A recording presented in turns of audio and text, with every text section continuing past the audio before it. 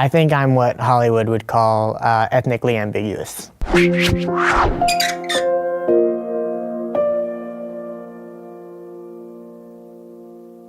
When people first glance at me, I mean, the first thing they see is a white guy, and usually I'll have to end up explaining to people that I am half Mexican and half white. No one has ever been able to correctly identify who I am my entire life. I've gotten Cuban, Puerto Rican, Dominican, half black, half white. People think I'm Asian. Egyptian, Polynesian, Asian. Fully white or fully Asian. Almost everyone misreads me in some way. It's very hard to guess Danish and Indian from a first glance. I've honestly heard everything. Sometimes I wish I could walk in and just like be recognized as like a Mexican American. Sometimes people will come up to me on the street and like start speaking Spanish frantically, and I can't respond because I don't speak Spanish. I find that depending on where I am, people read me differently. They tend to think that I'm whatever they are. People of a Hispanic background think I'm Hispanic.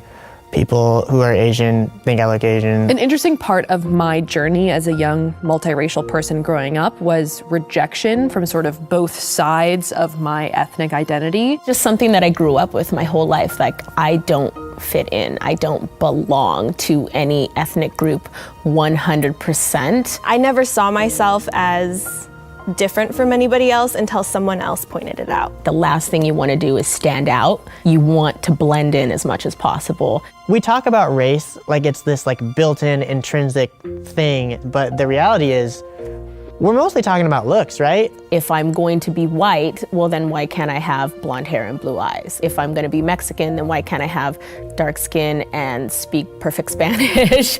People think I'm Asian, why can't I have, be really tiny and skinny and like fit into all these stereotypes? But I'm not a stereotype, I'm just like me. And for mixed people who sort of live in between the lines, we sort of just have to kind of be more than our racial background. You don't need to fit a mold that other people think you should fit. It's difficult learning that you don't have to decide what race you are. There's no textbook on how to be multiracial and be okay with it. You just kind of have to forge ahead and be your own person. I am who I am, and no one else is like me, and that's pretty cool.